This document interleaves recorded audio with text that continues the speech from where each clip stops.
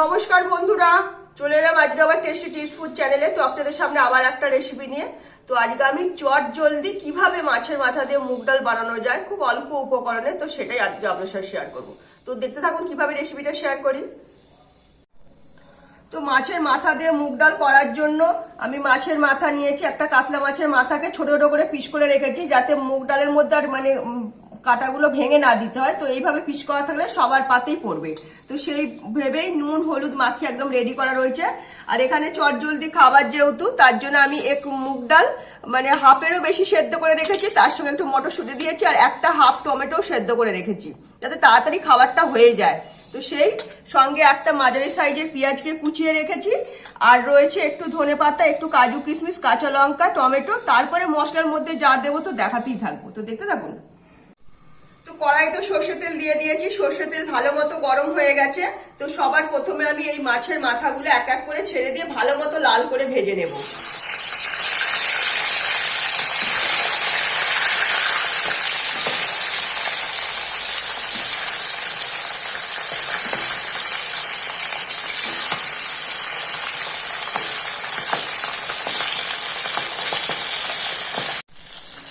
আমার মাছের মাথাগুলো ভালো মতো লাল করে উল্টে পাল্টে ভেজে নিয়েছি। তো এইভাবেই লাল করে ভাজতে হবে, তাহলে মাছের আর যে গন্ধটা আছে না, তো সেটা থাকবে না।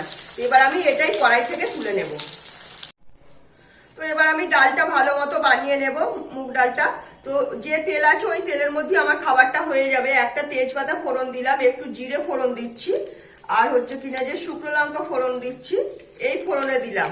সঙ্গে দেব অল্প করে একটু দারচিনি, লবঙ্গ, এলাচ।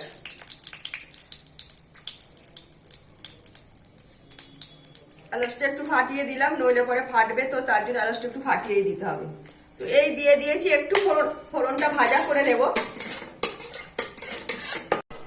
ফোড়নটা আমার ভালো মতো ভাজা হয়ে গেছে। এবার এখানে যে একটা ছোট পেঁয়াজ কেটে রেখেছি সেইটা ছেড়ে দিলাম। ওইটা আমি আগে একটু লাল করে ভেজে নেবো, যাতে পেঁয়াজের গন্ধটা না থাকে। তো পেঁয়াজটা তো আমি ভালো মতো ভেজে নিয়েছি। এখানে আমার রসুন আর কাঁচা লঙ্কার অল্প একটু গোলমরিচ দিয়ে হাফ পিসে রেখেছি, তো সেটা ছেড়ে দিলাম। পরিমাণ মতো দিলাম, একটা কাতলা মাছের মাথা, তো সেই বুঝেই দিয়েছি।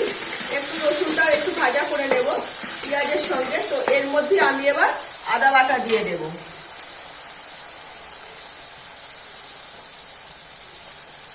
দেড় চামচের মতো আদা বাটা দিয়ে দিলাম।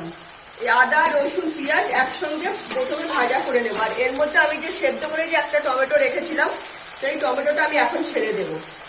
তাহলে পরে এর সঙ্গে কাঁচা টমেটোর গন্ধটা পুরো ঠিক হয়ে যাবে, মিশে গেলে পরে পুরো ঠিক হয়ে যাবে। এইভাবেই আমি একটু কষিয়ে নেব মশলাটাকে। তো আদা রসুন পেঁয়াজ ভালো মতো কষানো হয়ে গেছে। এর মধ্যে এবার মশলা দিয়ে দেব। 1 চামচের মতো হলুদের গুঁড়ো দিলাম, অল্প একটু লঙ্কার গুঁড়ো দিচ্ছি সামান্য ঝালের জন্য, কাঁচা লঙ্কা দেবো, সঙ্গে অল্প একটু জিরের গুঁড়ো, আর অল্প একটু সামান্য ধনের গুঁড়ো, যেহেতু আমি ভাজা মশলা ব্যবহার করবো তার জন্য। তো এইটা দিয়ে দিলাম। এবার এর মধ্যে আমি ব্যালেন্স মতো একটু চিনি দিয়ে দেবো, কারণ মুগ ডালে একটু মিষ্টি মিষ্টি খাবার, তো ব্যালেন্স মতো চিনি দিয়ে দিলাম। সঙ্গে এখানে যে কাজু কিশমিশ যে রেখেছি, তো সেটাও এর মধ্যে এখনই ছেড়ে দিলাম আমি।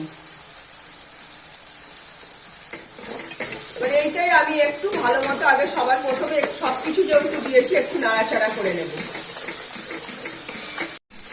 তো আমার মশলাটা ভালো মতো কষানো হয়ে গেছে, তেল ছেড়ে আসছে। তো এর মধ্যে আমি সবার ফার্স্ট এই মাছের মাথাগুলোই দিয়ে দেব। মাছের মাথাগুলো একটু এর মধ্যে থাকলে পরে ভালো মতো একটু ঠিকঠাক হয়ে যাবে, একটু নরমও হয়ে যাবে, আর মশলাটা এর মধ্যে একটু টেনে নিতে পারবে। তো এর মধ্যে অল্প একটু মাছের মাথাটা দিয়ে এবার নাড়াচাড়া করে নেবো আগে।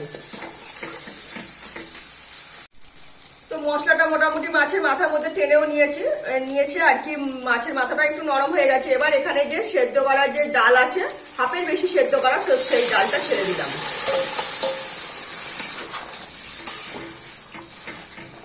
মুগ ডাল তো একটু গাঢ় গাঢ়ই বানাতে হবে, তো আমার আর একটু ফুটবে, ফুটলে পরে আরোই গাঢ় হয়ে যাবে। তো সেই বুঝেই খাবারটাকে পুরো তৈরি করে নেব। তো ডালের সঙ্গে মাছের মাথাটা ভালো মতো ওই গন্ধটা মিশে যাচ্ছে। তো এর মধ্যে আমি একটু ভাজা মশলা ছড়িয়ে দিলাম।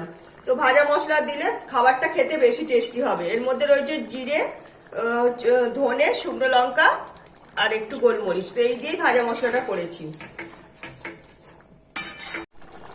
তো খাবারটা তো এবার রেডি হয়ে আসছে নামানোর আগের মুহূর্তে। তো অল্প 2-1টা কাঁচা লঙ্কা এর মধ্যে দিয়ে দিলাম, অল্প একটু সামান্য ধনেপাতা দিলাম, এটা আপনারা নাও দিতে পারেন, তো আমি দিচ্ছি। আর দেব অল্প করে গরম মশলা, মাছের মাথা যেহেতু দেওয়া রয়েছে তো গরম মশলা না দিলে কিন্তু খাবারটা ভালো লাগবে না। আর দেব ঘি, পরিমাণ মতো ঘি দিয়ে দেব।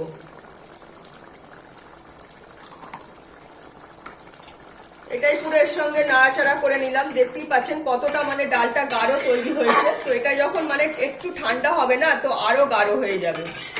এই পর্যায়ে আমায় নামিয়ে নিতে হবে, নইলে পরে আরো ডালটা বেশি গাঢ় হয়ে যাবে। তো আমার খাবারটা পুরো রেডি হয়ে গেছে, আমি এবার নামিয়ে নেব।